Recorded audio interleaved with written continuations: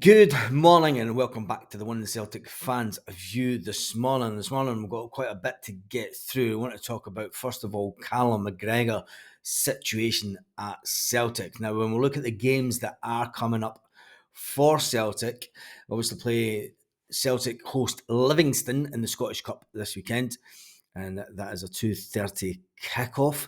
And then we take on St Johnstone on the 16th at Celtic Park. So we do have the two games at Celtic Park coming up. And then we are away to Livingston on the 31st of March. But in between then, Scotland have two international games that Callum McGregor would have played in. It's looking like today is the day that Celtic will finally get the scan results back and find out exactly how long Callum McGregor is going to be out for. It's looking like at the earliest, Callum McGregor will be out until the Rangers game on the 7th of April. Is that the right game to bring Callum McGregor back? It's devastating news for Celtic fans. It's one that we hoped he could maybe get back quicker, but when you look at it, will he be back for the trip to Livingston on the 31st of March? Can he be back for that game? I think it's imperative that Celtic try to get him back for that game so that he's not coming back in his first game back as the Rangers game. Because what you don't want to happen is for them to target him and he then gets out injured. But then again, Livingston with that dodgy synthetic pitch. Is that the right game to bring him back also? It's a difficult decision that Celtic are going to have to make. But there's one thing for sure. We definitely need Callum McGregor back for the running. When you look at the league table, it is what it is. We're only 2 points behind, so there's a 2-goal difference. That can be overturned. If we win every game to the end of the season.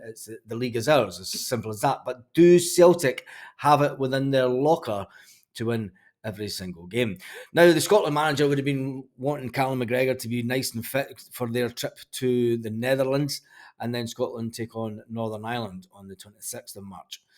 Both games in the same week. I think that that it's important for Scotland that Callum McGregor played in that game just to make sure that they start getting the formations and everything right for the up and coming Euros. Now, last night, Yang, his red card, it must be the quickest that the SFA have ever looked at a red card appeal. The club's appeal over the red card shown to Yang on Sunday's game at Tynecastle has been dismissed by the SFA. In a hearing on Tuesday, the club spokesman said, "We have received notification that the club's claim has been dismissed. Clearly, we are surprised and extremely disappointed at this decision. Yang will now receive a 2-match suspension." Did Celtic ask for the audio? Did Celtic ask for the audio, or did you just go straight in and appeal the red card decision? Celtic should have went in and asked for the audio first. Asked for the audio, and let's be honest, let's get it out there and see what was actually said, which made the referee's decision be overturned. So, I mean, basically, VAR is just now overturning referees' decisions. It's is it ruining the game? That's a conversation for another day. But Cameron Carter-Vickers is saying that Celtic will focus on themselves in this title race. The Celtic defender has said, the Scottish champions, yes, we were the champions last year. We still are the reigning champions. Nobody has won anything yet. There's nothing handed out just yet. The American defender stated the defeat to Hearts on Sunday as 10 men Celtic were beaten 2-0 by the Jambos. Brendan Rodgers' side could have done top after Motherwell beat Rangers on the Saturday. And let's face it, thank goodness that Motherwell did beat them, because it would be an unthinkable position that Celtic would be in now.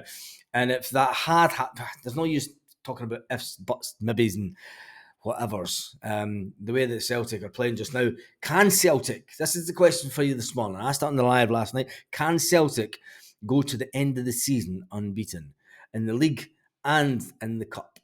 There's a part of me that thinks that Brendan Rodgers can do it. He has had it in his locker before. He's never been defeated in the Scottish Cup at his time at Celtic. He can go on a run for the Scottish Cup, and hopefully that run will help Celtic win the league also. It's going to be one of the tightest title races we've had for a long time.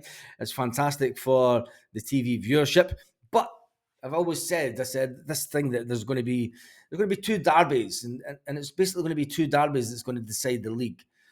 Is that good for the game? Is it really good for the game that we play each other 4 times? Has the day gone? Has the day passed for that? That's the question that I put out to every fan out there, not just Celtic fans. Are you still happy with the current league format? Do you think that the league should be changed? Do you think that a bigger league would make it more exciting? And not just at the top of the league, but at the bottom of the league. I mean, when you look at it, Livingston have been rooted to the bottom of the league most of this season. You know that they're the ones that are going to go down. So you've got Aberdeen, who are on 27 points, are going to be fighting out with Ross County.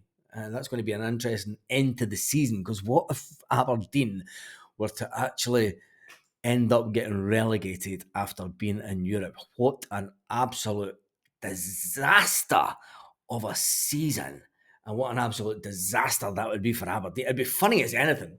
I think it'd be fun. And in fact, the closer that gets, if St Johnstone can just keep on doing their thing, and if Aberdeen can just keep, I'd love to see Aberdeen go down just for the hilarity, just for the hilarity. I mean, I think that club would implode if they were to go down. Anyway, it's all about Celtic, and we need to focus on ourselves, says Cameron Carter Vickers. Celtic won the first meeting between the sides. When we look at the derby, we won the first one back in Govan when at the start of the season we had a lot of players out injured. We weren't expected to win that game.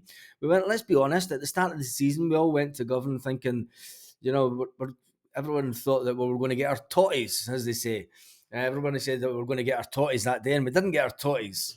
We didn't get our totties that day. We came out 1-0 winners. Thank you to an excellent strike by Kyogo Furuhashi, who was on fine goal scoring form back then, but he seems to have dropped off this season. What has happened to him? And then when it came to December in Paradise, goals from Paulo Bernardo and Kyogo defeated the Ibrox side at Celtic Park. But unfortunately, Cameron Carter Vickers missed both those games, so hopefully he'll be nice and fresh for the one in a couple of weeks' time, just under a month's time. But will the captain, one of the most important as well, will Rio Hatate be back? Will Rio Hatate be back for then? We've got some important games to play before then. Let's not even think about that yet. Obviously, we need to win it this weekend. We need a convincing win this weekend. Will a convincing win at Celtic Park this weekend make up for... No, it won't. Of course it won't. Let's not paper over the cracks. You can have a convincing win at Celtic Park against Livingston, who are rock bottom in the league, and people say, but it's a Scottish Cup. They've nothing to... They can just go for it. They could have just went for it most of the season, but they're ranked rotten. Celtic will win this weekend against Livingston, and it's a banker on the, as the bookies would say. But when it comes to St Johnstone, they are fighting for their lives. I say St Johnstone won't win at Celtic Park on the 16th of March. And then when it comes to the end of the month and Celtic are away to Livingston, I fully expect to be 9 points this month. It could have been 9 points with a little bit of difference. It could have been 12 points, and that's what we should have been aiming for right now. I mean, when it comes to that game, can Celtic go to Ibrox and get a result? Yes, I think so. I definitely think so. They're not playing particularly well, but it all depends on the referees and VAR, whatever happens that day. And if the title does end up being decided by ridiculous VAR decisions, I think the clubs need to then get together and say, look, VAR in Scotland just isn't working. We either need to invest more money so that we get the technology correct. And let's face it, it is coming down to the technology, the camera angles, and training. And the fact that we only have 2 full-time VAR representatives. Yes, 2 full-time VAR representatives in Scotland. We need to have more full-time referees that are open, and I'm all one for getting this open mic policy with the situation with VARs. If they want to have this new technology where they can talk to each other, and the TV studio, this is the thing, the TV studio can hear what the guy in VAR is saying to the referees. But us as paying fans, us as people who pay for the privilege to watch this crappy league on telly, the nonsense of playing for each other is done for me. Just this is my own personal opinion. It's just completely done. Celtic need to go out and win convincingly the next 4 games. Can they do that before we go to 3 games before we go to Ibrox, and then on the April the 13th we play St Mirren. Hasn't been a happy hunting grounds, but St Mirren, we do bring St Mirren to Celtic Park, and that's before the split, the good old Scottish League split. And when you look at the table, when you look at the top 6, there is only going to be there's a point between. I mean, you can Kilmarnock are in fifth position. They're away in fifth position. They're not going to get things. But Hibernian, Dundee, and Motherwell, there's only a point between them, and it's going to be the case again. And I think this is ridiculous every season that this happens because it actually, in effect, it's whatever club finish seventh in the league, if they finish on more points than the team that finished sixth, that's doing them out of money financially. Financially, it's doing that club out of money, and that's what the split does.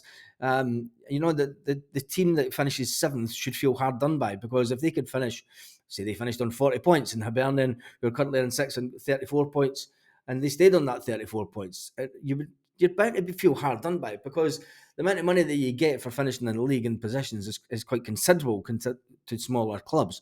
I think expanding the league would make it a bit more. I mean, there's clubs in the middle of the league that know that they're not going to get to the top six. They know they're not going to get relegated, and they're just doing away fine. I think we need to make the league a bit more competitive, and making it a bigger league of 20 teams would do that. Playing each other twice is enough. This nonsense and the deal, we only have the deal with Sky Television because they want to show 4 Glasgow derbies. And let's face it, if we decide the league on the final 2 Glasgow derbies, what's the point of playing the rest of the league all season? Let's just have 2 Glasgow derbies and then hand out championship trophies. That's the way it's getting in Scottish football. Tell me what you think in the comments section. Anyway, there's been an £8 million player that Celtic should have went for in the winter and the summer.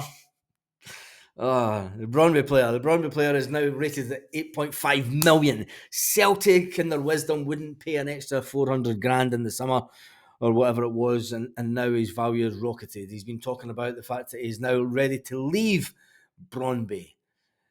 And that'll be another one that Celtic can mark down in the books. Yes, that's one that we missed out on once again. Neil Lennon's been speaking about Callum McGregor, saying he's been a big miss to Celtic. What do you think? Will Celtic play just as badly in the next couple of games without Callum McGregor? Tell me what you think in the comments section. And on that note, have a fantastic day, Celtic fans, all around the world.